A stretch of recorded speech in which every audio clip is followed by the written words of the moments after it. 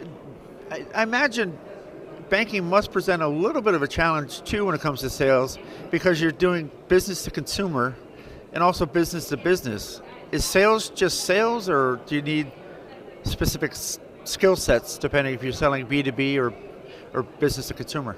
Uh, uh, to not give too much away, I really don't care about giving away, so I'll Sure. tell your audience. Okay. There's really three things that we look at when we start to do diagnostics and use science and research to identify what's a good hire for sales or not. And generally speaking, it breaks down into three categories. One is, do they have the will to sell? Okay. That's desire, commitment, responsibility, and not making excuses, okay, and motivation. Sure. The second area is sales DNA. To use an athletic analogy, how high can they jump, how fast can they run, how strong are they? Sure. And then the third thing are the sales competencies. So to circle back to your question, how do you tell? The only way to effectively tell is to use some sort of assessment.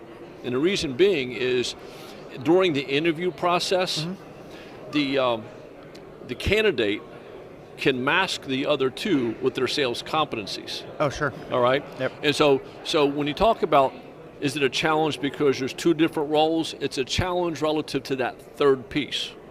Okay. Regardless of what the role is within the bank. I was talking to some people that were branch managers at lunchtime. Those people still have to have will to succeed in that role.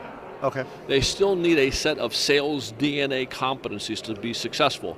Where the variance comes in is what sales competencies do they need that might be different than wealth, treasury management, commercial lending, or cash management. So that's where you would start to differentiate. And what we do is we create a profile for each one of those roles in the organization and assess people based on what that role looks like. Okay.